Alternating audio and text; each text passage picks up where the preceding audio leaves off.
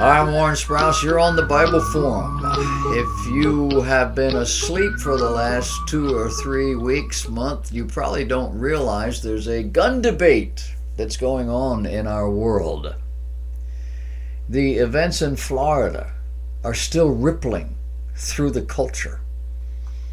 Stimulated by activists, opportunists, and the media, we are again working through our angst and our fear of guns. It has not yet occurred to some that guns are inanimate objects and not capable of harming anyone nor anything without external stimulation. A gun that fires is one subjected to extreme heat or activated by a human, either pulling the trigger or in some cases knocking it off a shelf, although guns tend not to go off just by falling on the floor. Several national merchants have decided to limit what they sell and or to whom with all the requisite oohs and ahs from the usual suspects. A more recent announcement was made earlier this week by Walmart. They said, quote, "Going forward, we are raising the age restriction for purchase of firearms and ammunition to 21 years of age. We will update our processes as quickly as possible to implement this change." Now, in terms of background, Walmart included the fact that in 2015 they ended sales of modern sporting rifles, including the AR-15. Saying we also do not sell handguns, except in Alaska, where we feel we should continue to offer them to our customers. Additionally, we do not sell bump stocks, high-capacity magazines, and similar accessories. We have a process to monitor our e-commerce marketplace and ensure our policies are applied. Further, we take seriously our obligation to be a responsible seller of firearms and go beyond federal law by requiring customers to pass a background check before purchasing any firearm.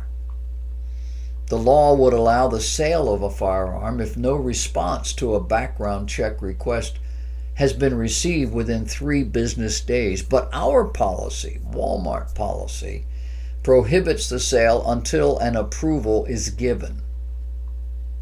The statement concluded by adding that they would be removing items from the Walmart website, quote, resembling assault-style rifles, including non-lethal airsoft guns and toys, end of quote. This coming after Dick's Sporting Goods announced that they would end the sale of assault-style rifles in their stores nationwide.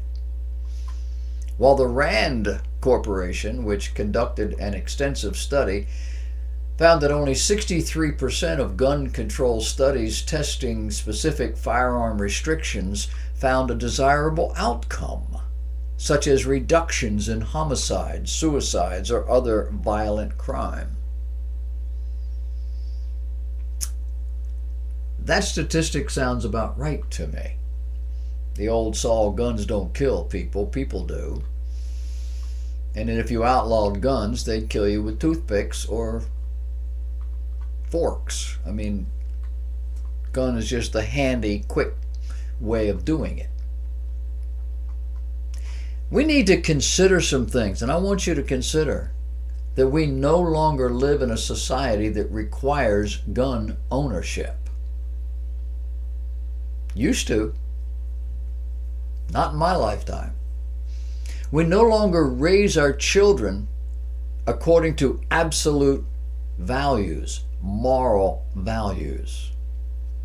We no longer know who our children are or what they're doing. So I know what they're doing. They're in the other room and they're playing on the computer. My point. And we have completely abandoned our reason for being, philosophically. So raising the age at which a child may purchase a gun makes perfect sense.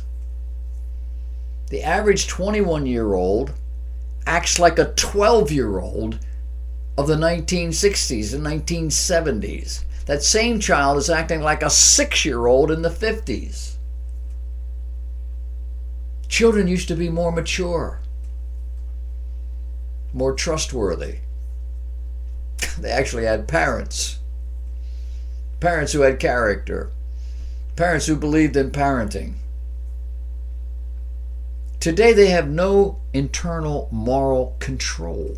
They have no sense of responsibility, no awareness of real life, no self-respect, no respect for authority, and no father to teach, train, model, and correct for immoral attitudes and actions. Maybe 21 is too young to own a gun, unless that young person has grown up in the country or the wilds or in the care of responsible adults.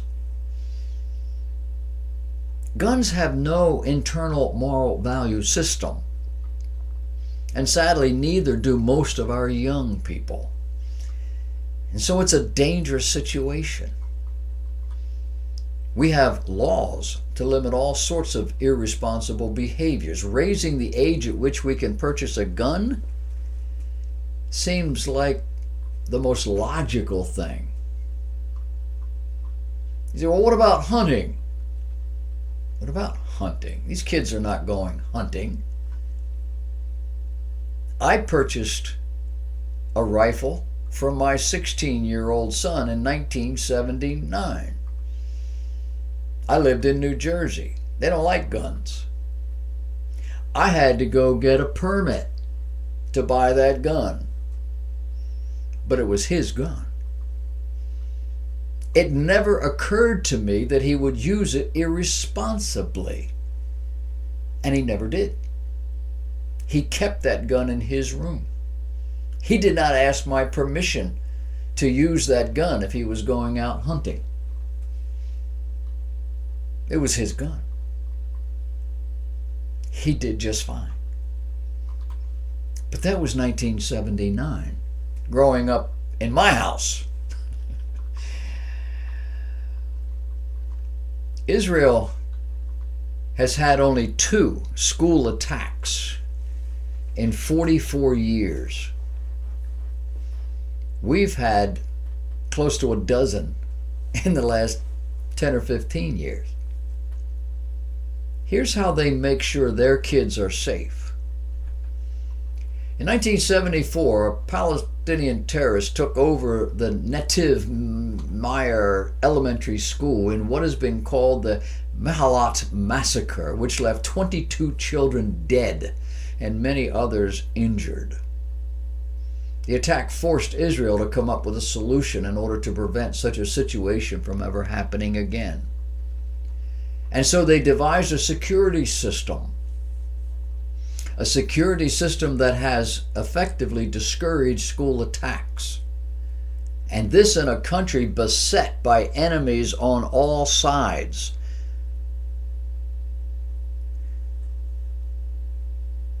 The 2 attacks which have been successful resulted in the bad guys being killed by armed teachers. We're debating that now, and some of the liberals among us are just beside themselves to think that a teacher would be armed. Oh, I just can't think of it. My kid's going to school, somebody's got a gun. There are about 17 to 25 young people and 1 teacher who probably wishes that one teacher had a gun. It would have been over. According to the Western Journal Daily Email, some of the schools are built-in shelters, while others have fences and armed trained guards at every gate. An armed camp. Yeah, that's Israel. Israel also prepares its students and teachers for the slight chance a gunman might get through security by teaching them to be proactive in times of terror, by barricading a door or sensing the ripe opportunity to get out safely. The guards on the doorsteps of Israel's schools are also trained to look for any suspicious activity, which usually deters anyone from ill intent from getting into the place in the first instance. Once the shooters are past school gates, the damage is irreversible and quick to happen, since any and all faculty and students immediately become targets. The Israelis saw this and got busy.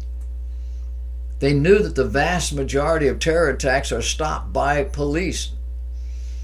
No, they're not stopped by police. They're stopped by armed civilians. So they started training civilians, teachers, in the use of firearms. Noel wrote that once a shooter is no longer in a free fire zone, the situation and the possible outcome is likely to change as he now becomes a potential target. On top of that, the intruder doesn't know which of the staff might be ready to shoot or where they might be coming from. In short, only an idiot would try to shoot up a school with a trained staff of shooters. Our problem in America is we have too many ignorant and or pacifist so-called experts. The internet has made us all experts. But some of these people actually hold office in this country. And these people have lowered the age a person can get a driver's license so that they can get behind the wheel of a 2-ton piece of steel and push on a little pedal and get it up to 100 miles an hour. How'd that all work out for us? Some of these same people lowered the age a person could buy alcohol. How'd that work out? Well, some of us were around for that, and we know they moved it back up. It was 18. Old enough to carry a gun, go to war. You're old enough to be able to buy alcohol. That didn't last long. Now we're seriously arguing over whether or not to increase the age a person can get a gun permit. I say, what has taken so long? Our 20-somethings don't have the sense God gave a gnat or the control mechanisms. The 12-year-olds of the 19th century were far and away more mature and more responsible than many of our 30-year-olds. And people are still people. The species has not morphed into something else. And all this means is that something indigenous to our society is at work to weaken and to destroy us. What could that be? Well, it could be sin, couldn't it? It could be greed, lust, and it most certainly is ignorance. These are pagan concepts. The Bible stands foursquare against all of this. Oh, that's right. We took the Bible out too, didn't we? We're going to talk about the contemporary religious philosophy that our young adults have embraced a little bit later in the show.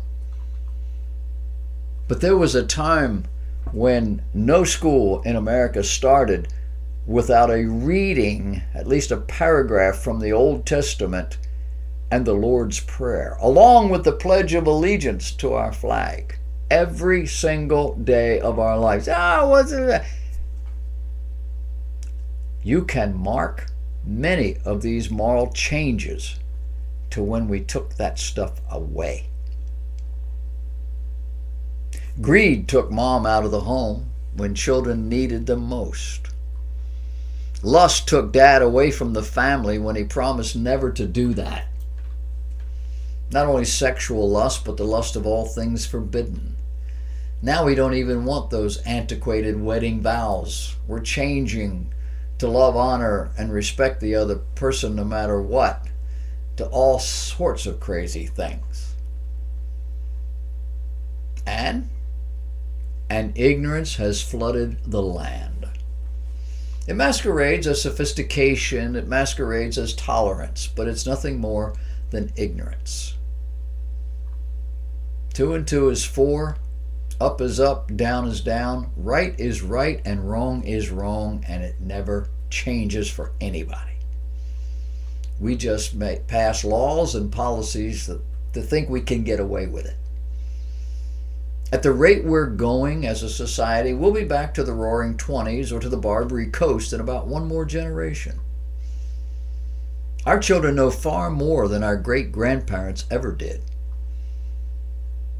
And we are far more ignorant of what life really is and the value of character than those same grandparents were.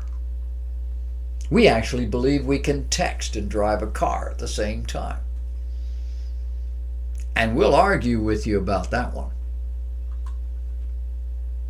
And that sort of behavior is pure stupid. But a number of people, a large percentage of people, think it's normal. Oh, and we think young adults have rights. Maybe. But your rights stop at my door. And until you understand that, we're going to need more laws. Do you know how many laws there are on the books? God has 10. And we can't keep those. The 872 million laws that we will pass aren't going to change anything. Only law-abiding citizens obey laws. It's that simple. It's a hard issue. Wake up. Get a grip. Ain't gonna get better.